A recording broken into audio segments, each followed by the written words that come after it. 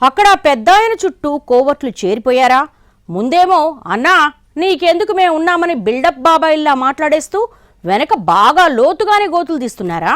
చివరికి పెద్దాయనకు ముందు నుయ్యి వెనక గొయ్యి సామెతను గుర్తు చేస్తున్నారా?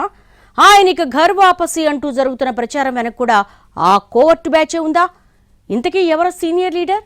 ఏమా వెన్నుపోట్ల కథాకమ్మా ఇష్యూ. నిజామాబాద్ జిల్లా బాన్సువాడ ఎమ్మెల్యే పోచారం శ్రీనివాసరెడ్డి టార్గెట్గా గులాబీ పార్టీ పావులు కదుపుతోందా అంటే అవునన్నదే ఆయన సన్నిహిత వర్గాల సమాధానం. ఇక్కడ కేడర్ను యాక్టివ్ చేసే బాధ్యతను ఎమ్మెల్సీ కవిత తీసుకున్నారట. అందుకే ఆమె ఇటీవల బాన్సువాడలో పర్యటించినట్టుగా తెలిసిందే.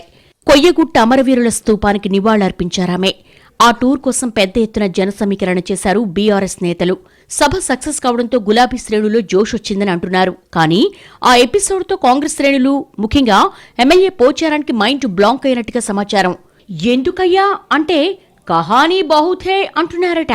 పోచారం శ్రీనివాసరెడ్డి కాంగ్రెస్ గూటికి చేరడంతో బాన్సువాడలో గులాబీ పార్టీ ఖాళీ అయిపోయిందని నిన్నటిదాకా అనుకున్న వాళ్లు కవిత సభ సక్సెస్తో అసలేం జరుగుతుందో అర్థం కాక తలలు పట్టుకుంటున్నారట. కవిత స్వాగత కార్యక్రమానికి వెళ్లొద్దని ఎంత వారించినా శ్రీనివాసరెడ్డి అనుచరులు కొందరు వెళ్లిపోయారట. దీన్ని బట్టి కవిత సభ సక్సెస్ వెనుక కాంగ్రెస్ పార్టీ నేతల హస్తం ఉందన్న టాక్ మొదలైంది. డబుల్ బెడ్రూమ్ ఇళ్ల లబ్ధిదారులు పెద్ద సంఖ్యలో కవితకు స్వాగతం పలకడానికి రావడం వెనుక పోచారం దగ్గరి మనుషులున్నారన్న గుసగుసలు వినిపిస్తున్నాయి. దీంతో పెద్దాయన చుట్టూ కోవర్ట్లు చేరారా అన్న అనుమానాలు బలపడుతున్నట్టుగా సమాచారం. గతంలో బీఆర్ఎస్ కీలక నేతగా ఉన్నారు పోచారం. ఆ పార్టీ 10 ఏళ్ల పాలనలో మంత్రిగా, అసెంబ్లీ స్పీకర్గా పనిచేశారు.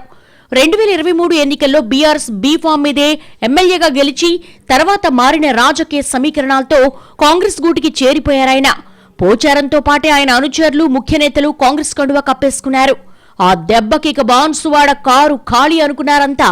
ఇక పోచారం సీనియారిటీని గుర్తించిన సీఎం రేవంత్ రెడ్డి ఆయన ప్రభుత్వ సలహాదారుగా నియమించి కేబినెట్ హోదా కల్పించారు. ఇంతవరకు బాగానే ఉన్నా పోచారం పార్టీ మారడాన్ని కేసీఆర్ ఇప్పటికీ జీర్ణించుకోలేకపోతున్నారట. ఆయన పార్టీకి ద్రోహం చేసినట్టు భావిస్తున్నారని తెలిసిందే. దీంతో బాన్సువాడ మీద స్పెషల్ ఫోకస్ పెట్టాలంటూ ఎమ్మెల్సీ కవితను రంగంలోకి దింపినట్టుగా సమాచారం. పోచారం పార్టీ మారాక డీలా పడ్డ కేడర్ కవిత ఎంట్రీతో రీఛార్జ్ అవుతున్నట్టుగా చెప్పుకుంటున్నారు.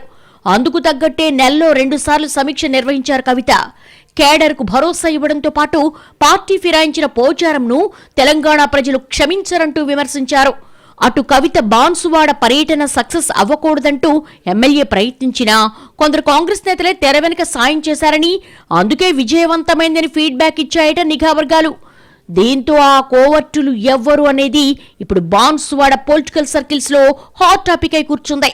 కవిత బాన్సువాడ పర్యటన సక్సెస్ కావడంతో పోచారం మళ్లీ ఘర్ వాపసి అవుతారన్న ప్రచారాన్ని సైతం చేయిస్తున్నారట ఆయన వ్యతిరేక వర్గీయులు.